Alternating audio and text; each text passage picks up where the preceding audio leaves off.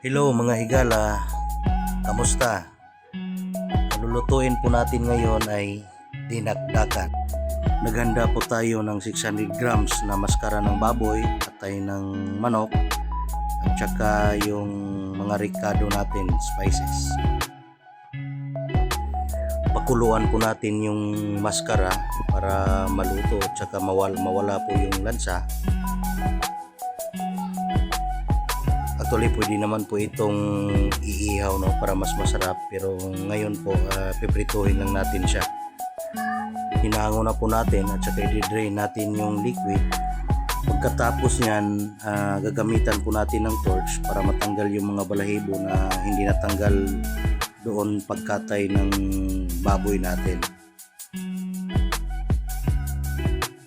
So ngayon, ihiwain natin siya sa maliliit na piraso, naka-cubes na maliliit talaga. So yan na po yung tainga.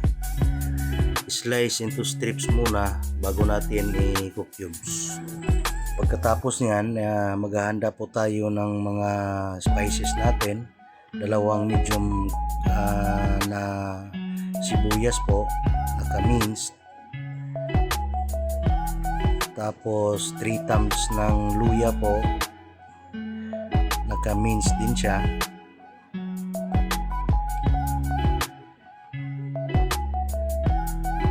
Tapos siling haba, yung kulay green at saka yung kulay pula para maganda tingnan pag nahalo na natin doon sa dinagdakan natin. Spring onions po para pang garnish pagkatapos natin mamaya.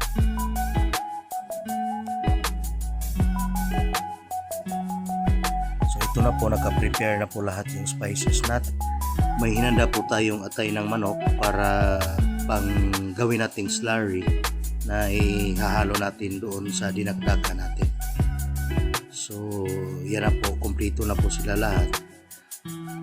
Simulan na natin yung piprito. Sa ngayon, prito po yung gagamitin natin na paraan.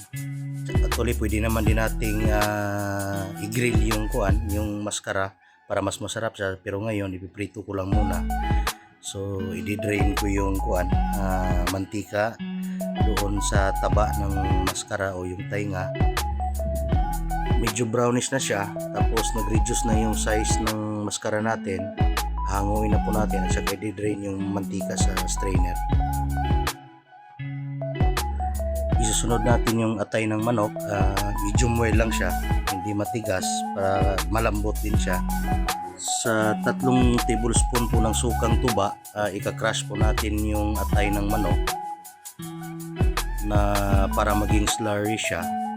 Tapos kunin talaga yung mga matitigas para uniform po yung slurry natin. Then salt to taste and pepper.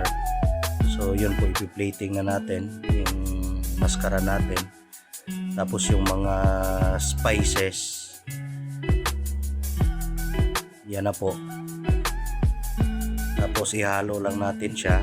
Then yung slurry natin na atay ng manok at saka suka. So yan na po, makikita po natin.